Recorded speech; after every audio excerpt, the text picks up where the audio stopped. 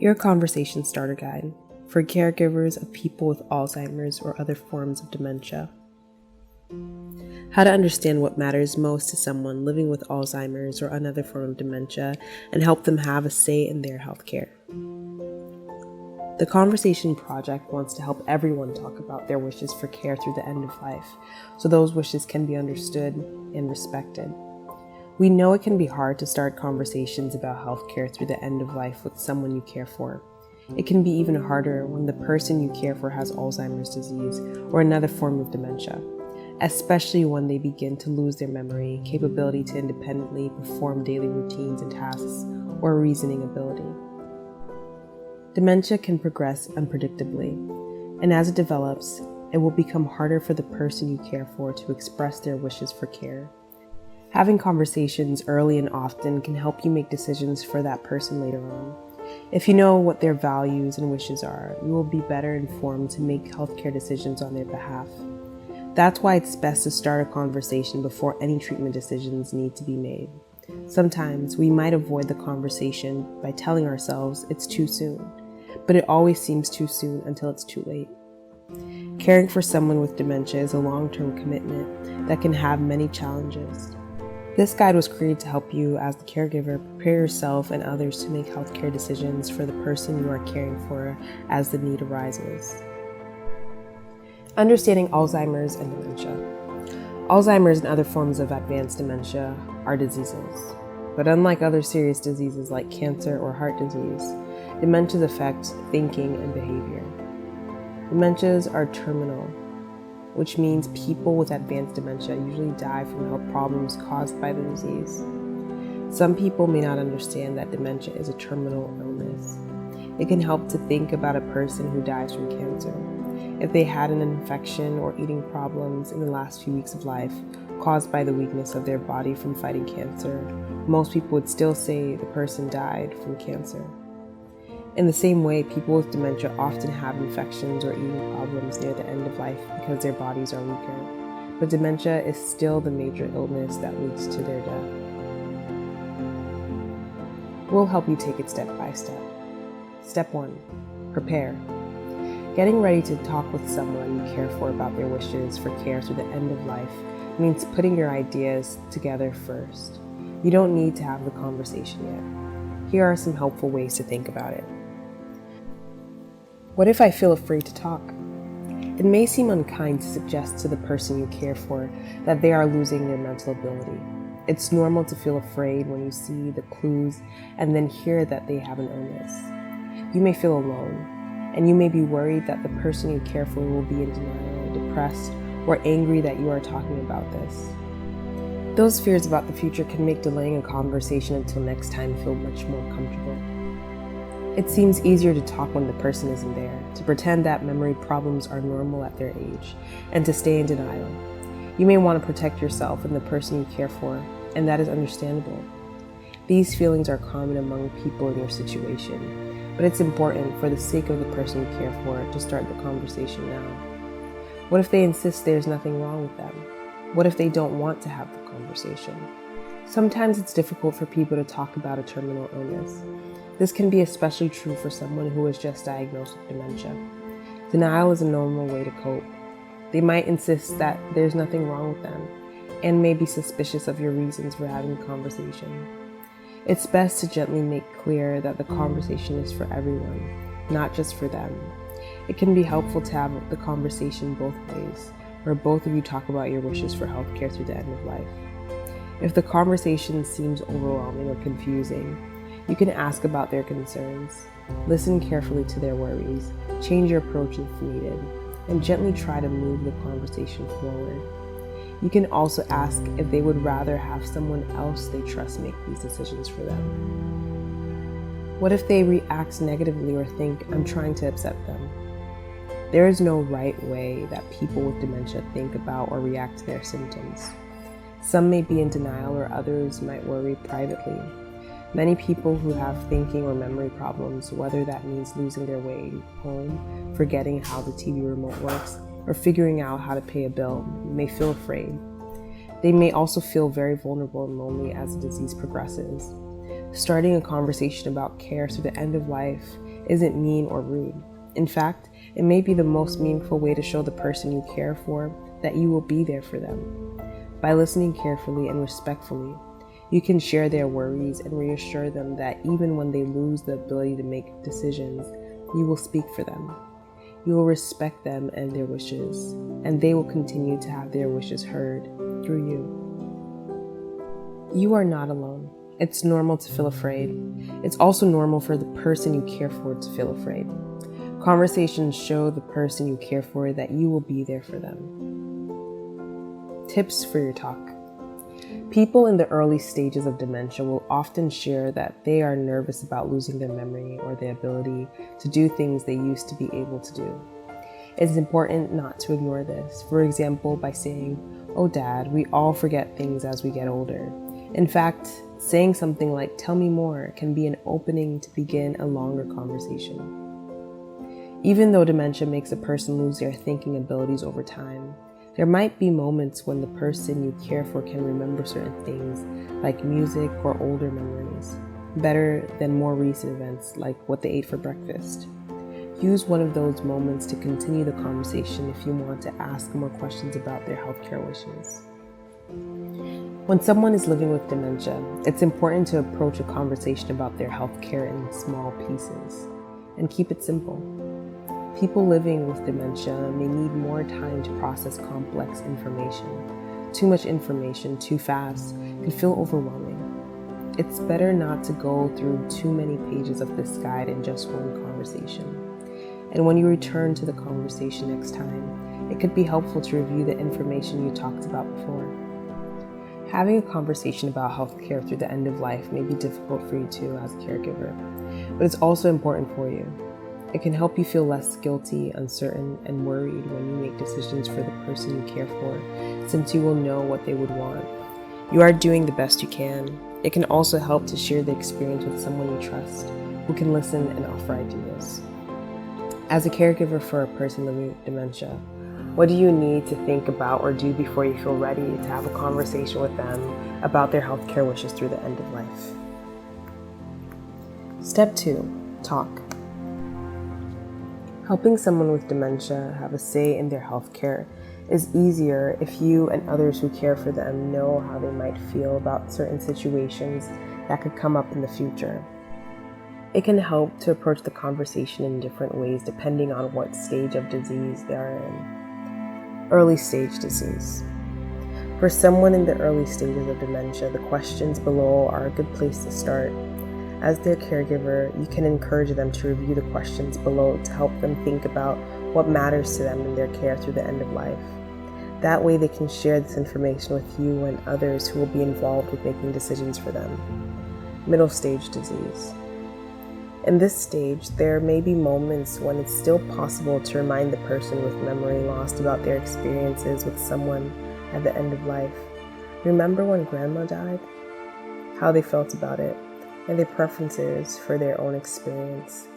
Now is a good time to review the questions below once again to make sure you understand those preferences. Later stage disease. When the individual you care for can no longer express their decisions or wishes, it can be helpful to think about how the person you care for lived their life. It's also helpful to think about what values and wishes they expressed in the past as you and others make decisions for them. You and others, including family members and trusted friends, can also review the questions below to help you think about it. What if the illness is so advanced that the person I care for cannot answer these questions? The following questions and skills will help you understand the wishes of the person you care for, whether they are able to answer them with you or you answer them based on their past wishes.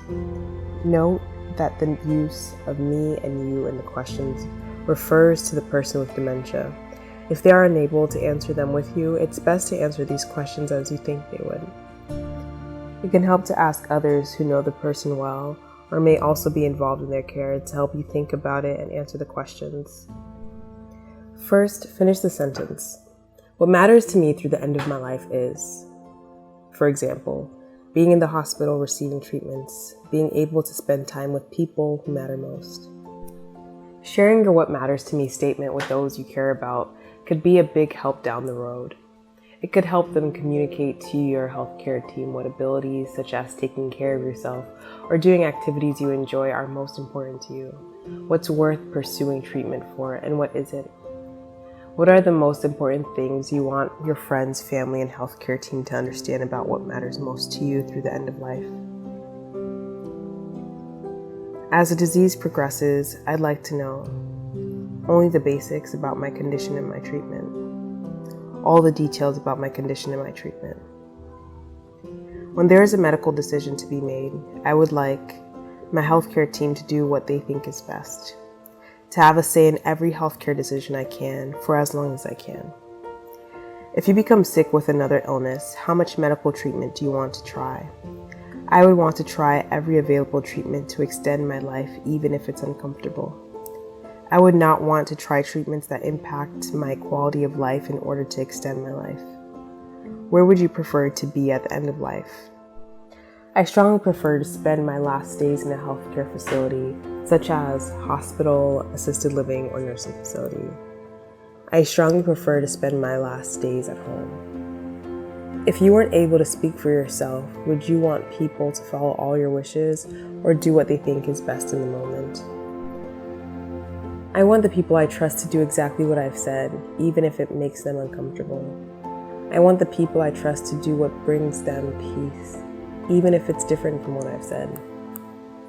When it comes to sharing information about my illness with others, I don't want those close to me to know all the details about my health. I am comfortable with those close to me knowing all the details about my health. When I die, I want to be alone. I want to be with other people.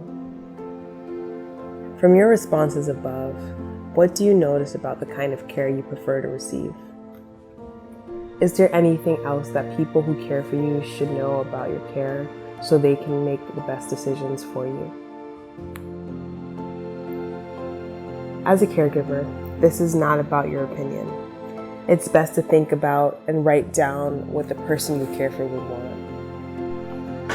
It can be helpful when you think about it to ask, how would insert this person's name answer this question? What matters most to them? You can also think about past situations that the person you are caring for has gone through and how they reacted or what they said about it for clues. Here are some questions you and others caring for this person can ask yourselves. Would they worry about not getting enough care or that they would get overly aggressive care? Would they be okay with spending their last days in the hospital, or would they really want to spend their last days at home or in a home-like environment? Would they want us to take care of all their needs ourselves, or would they want us to get some help from professionals? Would they prefer to be alone most of the time, or would they prefer to be surrounded by the people they care about? What are the 3 most important things they would want us to know about their wishes for care through the end of life? What were they especially worried about? What was really important to them? What kind of treatment would they want or not want? Be sure to note your answers. More tips for your conversation. Thinking about these topics and recognizing the wishes of the person you care for will help guide and protect you as you make the many decisions ahead. Keep questions and statements simple and specific. If they haven't already, now is a good time for the person to choose and name a healthcare proxy. The proxy is the person who can officially make medical decisions for them once they can no longer make those decisions for themselves. They can also record their wishes as part of advanced care planning. For more information, visit our guide to choosing a healthcare proxy. Step 3. Advocate. Once you have a good idea about what matters to the person you care for and what their wishes for healthcare may be, you and others will be able to advocate on their behalf. This means making sure their healthcare team knows what is important to that person. The healthcare team may include doctors, nurses, assisted living staff members, and others. Advocating for the care of someone with dementia can be challenging. You may feel overwhelmed by navigating the healthcare system to care for that person through the end of their life. It helps to think about it in 2 steps. 1, sharing who the person is. Help the healthcare team see the person in front of them, not just a patient. For example, share what they were like when they were younger, what they care about, what activities they like, what makes them laugh, and what brings them joy. You can share this by talking or by making a collage with pictures that show who they are and hanging it in their room. 2. Making their wishes clear. Help the healthcare team know and respect the wishes of the person you care for. For example, write down their wishes and share this document with family and friends, the people who work at the assisted living facility, and their doctor or other members of the healthcare team. If the person lives at home, you can put the document noting their wishes in a colorful labeled envelope on the refrigerator for emergency responders to find if needed. To help make sure the wishes of the person you care for are known and respected as much as possible, it is important that you advocate frequently for them with their healthcare team. You can find many more helpful tips to help you advocate on the Alzheimer's Association website, alz.org. For more information on advocating for the person you care for, visit our guide for talking with the healthcare team. Step 4. Learn from others. You've prepared to talk with someone who is living with dementia, had a conversation or thought about their wishes, and learned some ways you can advocate for them. Now here's some advice from people who have cared for someone living with dementia. From a family member.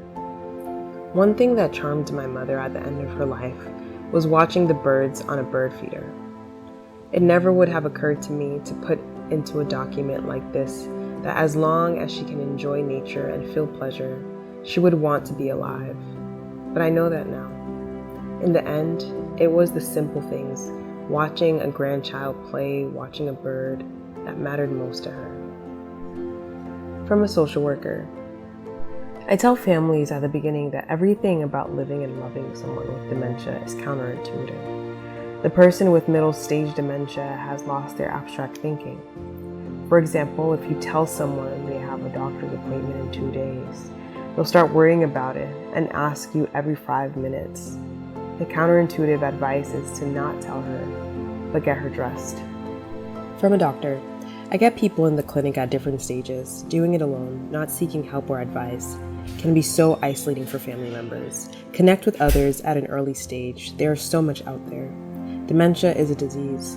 It's a disease that you don't have to take personally. We have family members come in and they are angry at their family members because they are doing some things that are bizarre. It's important to help families understand it's not their choice to act this way. They don't have a choice. From a spouse or partner. What is enormously helpful is a support group. Because you feel that you're the only one this is happening to, and a doctor never says, "That's terrible. You're not that emotional." In support groups, people can say, "That happened to me. That's what I learned." Share, share, share, and share again. It's important to keep talking. Talk to anyone who can help the person you care for have a say in their care. The role you play in this person's care is very important and will help them live their best life possible. Learn more about Alzheimer's disease and other forms of dementia through these resources. alz.org and newsinhealth.nih.gov/special-issues/seniors/dealing-dementia. Find more information, including our conversation starter guide, blog posts, personal stories, and more tips for talking at theconversationproject.org.